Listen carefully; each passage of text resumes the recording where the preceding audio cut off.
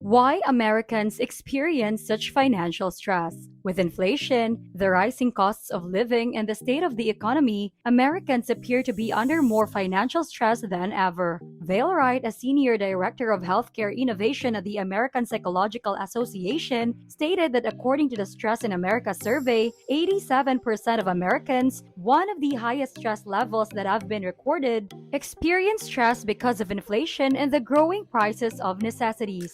Clinical psychologist Sabrina Romanoff even mentioned that no matter how financially secure a person is, money is still a universal stressor. Having poor mental health will not only affect the person's overall well-being, but also the economy. When an employee experiences just a day of poor mental health every month, a loss of $53 billion is incurred in the total income yearly in the United States. Alex Melkumian, founder of the Financial Psychology Center, said that people's lives are influenced by money in every way because it's a way to survive. The money life coach Tanya Schultz even experienced this, saying that she felt hopeless and depressed, that she really didn't know what to do. Some Americans are more affected than others. Lea Landaverde, founder and CEO of the Riqueza collective, stated that according to statistics, 75% of Latinos experience financial difficulty. How will they create generational wealth is one of the main worries they have. Hello there! This is the Financial Fortune, and in this video, we are going to discover why Americans experience financial stress and what they can do to lessen it. Before heading on, please don't forget to leave a like, click subscribe if you haven't already, and hit the notification bell to be notified whenever we release new videos. First, let's talk about financial stress. Financial stress is something that many Americans deal with on a daily basis as a result of growing cost of living. Hamrick explained that it is what is consistently coming up when they inquire about Americans' personal finances. According to them, it is the costs that continually astound them. Consequently, trying to pay for necessities while having debt and no emergency savings. These three things are what they are most concerned about. Following their own financial difficulties, Schultz and Landaverde started their own business as money coaches. According to Schultz, even though a person like her has a master's degree in finance, experiences personal financial difficulties. From her 20s to her early 30s, she was in debt on and off, and when she reached the age of 34, she had about $28,000 in debt. She was struggling with how to adult and how she can make an income in the corporate world, which unfortunately made her a lifestyle creep because of overspending. Landaverde also had the same experience as Schultz, saying that she was also stuck in a cycle of having debt and paying off debt to the point that she felt like she will never get out of it. More than 80% of Americans between the ages of 18 and 43 reported that their biggest cause of stress comes from money. Hamrick explained that men and women have done things differently in certain ways. More women than men said that it was having a detrimental impact on their mental health, but men said it did so more frequently. Schultz added that she thought she was in a bad place, especially for her age. She felt like she was falling behind where she wanted to be and where she thought she should be in life. She had no savings and was barely making ends meet.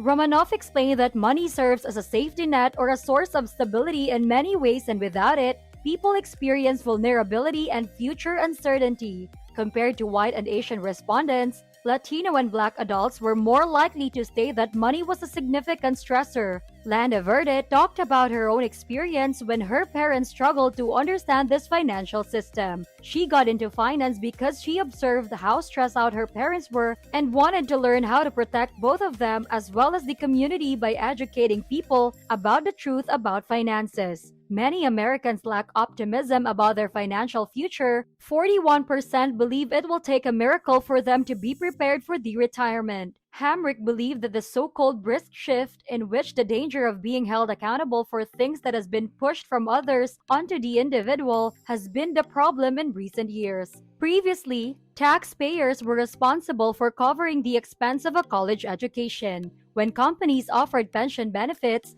the responsibility for saving for retirement was frequently more heavily borne by them. With the reforms to 401k, that was transferred to individuals. The cost of healthcare has increased. Customers and employers are accountable for one-fifth of the American economy as a result. Americans claim they are under pressure to reduce their spending. More than 50% of adults report that they have already cut back on eating out and will think about doing so even more if inflation keeps rising. More than 75% of adults express concern that rising costs will make them have to reevaluate their financial decisions. Even wealthy Americans who earn at least $100,000 a year claim to have done so or are thinking about doing so. Hamrick said that hope is necessary for people to feel. People are more likely to believe that they can achieve their fundamental, personal financial goals when the economy is working in their favor. How does financial stress affect mental health? The financial stress that Americans are experiencing is linked to their declining mental health.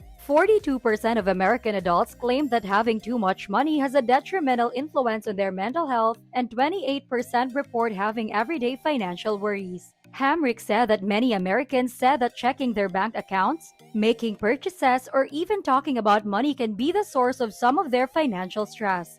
Financial issues can usually get worse when someone is struggling with stress. According to a Credit Karma survey conducted in April 2020, 35% of participants claimed that the pandemic stress caused them to make impulsive purchases. Landaverde resorted to shopping, which caused her to have over $30,000 in credit card debt. Schultz started drinking more, eating more, and spending more to cope with the stress. Both of them felt trapped and stressed about money and life, so they end up spending more to cope, which unfortunately led to the debt. Serious repercussions for a person's general well-being might result from mental health concerns. Dr. Manish Sapra, an executive director of the Behavioral Health Services line at Northwell Health, said that there is a clear evidence that mental illness has an impact on a person's physical fitness. Wright explained that stress manifests in two ways: physical and emotional. Physical symptoms include things like clenched teeth, headaches from grinding, indigestion, and tight muscles. Emotional reactions are the second. Therefore, that may manifest as tension and anxiety, trouble sleeping, and changes in eating habits. Thus, when those factors combine and are left mismanaged, people experience extremely detrimental bodily and emotional effects. Romanoff added that the humiliation of their financial issues is a problem that many individuals battle with, and it's frequently a way that's carried silently and alone. People then go to tremendous pains to conceal their financial struggles, which keeps them even more isolated. And because of this isolation and pressure, people who are struggling are more likely to have suicidal thoughts and even try suicide as a way to deal with their issues. The question that everyone is always asking is, how should we manage our finances? There are actions Americans can take on their own to make themselves feel more financially secure, even while there are numerous factors at play that are beyond their control, such as the rising cost of living. Examining personal perspectives on money according to experts is the first step. Schultz talked about her experience of continuously searching for hope during tough times. Because, especially in today's world, the economy and inflation, there is fear and scarcity. She always says that there isn't enough money or there's not enough money available. As a result, it reinforces the sense of scarcity and the fear of losing money. There are professionals who can assist people in dealing with overwhelming emotions and creating a financial strategy, such as therapists or money coaches. Landaverde explained that a money coach is essentially a partner in crime who helps a person keep themselves accountable while also educating them about money and guiding them through concrete measures to achieve their financial objectives.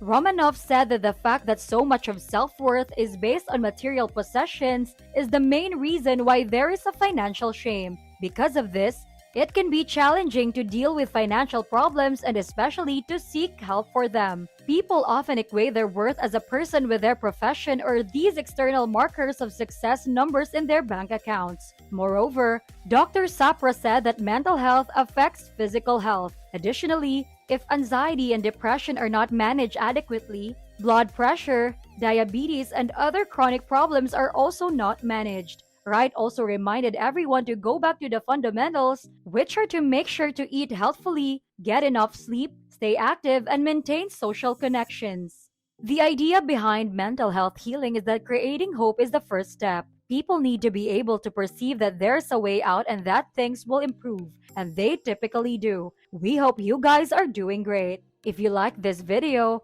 Please click the like button below and share it with someone who needed it the most. This is Financial Fortune, and thank you for watching.